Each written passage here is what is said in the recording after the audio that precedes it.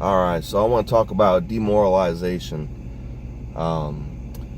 You take a person that's moral, their moral compass points true north, the way that God intended it to, and you can't overcome that person, right? You can't trick them, you can't lie to them.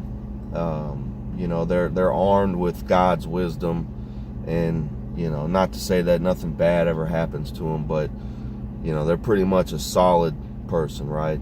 A solid founded person, strong, courageous, not easily overcome, right? Now you demoralize the person if you can, and then all of a sudden things that were once taboo, now okay, I can see that, now they go along with it, right? That's demoralization is a tool of the wicked to overcome the righteous, right? And that's what that's what they do, and that's what they're doing right now in America, and that's what they have been doing for quite some time. It's you can't trust them, and them are the anti-American liberals. That's just the way that they've become. That's what they've been doing for quite some time. An example is you've got a majority of their base, the liberal base, their followers, their believers, that are white people that hate white people because they're white people, right?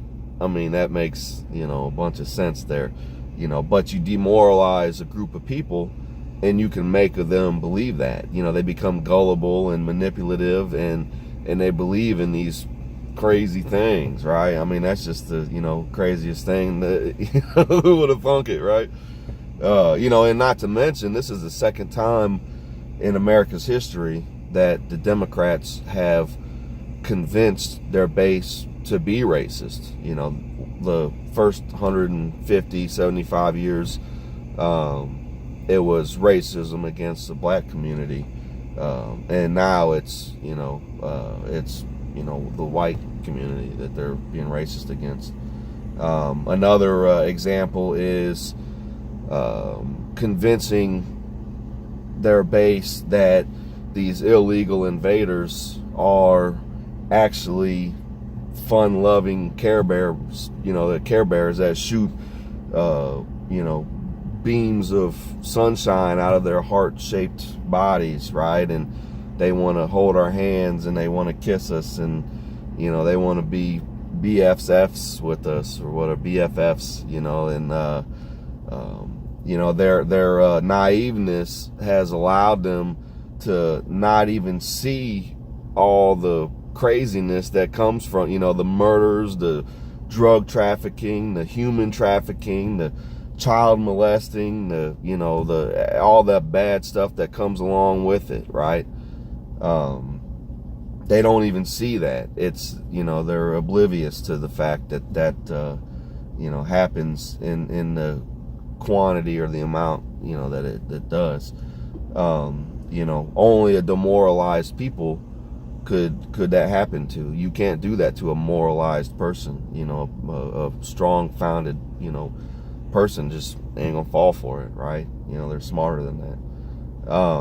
Abortion's the same thing. They started off small. Oh, just, you can abort the baby when it's just a couple months, through the pregnancy.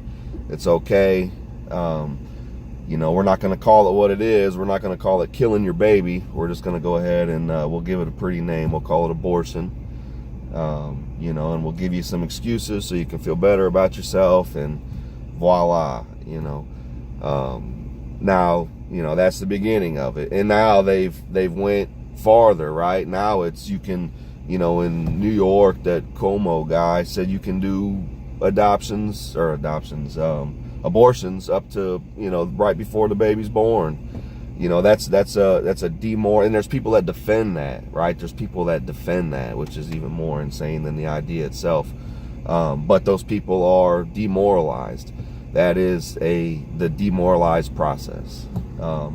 So America, we have to wake up. You know, you have to don't be demoralized. You know, hold your moral ground.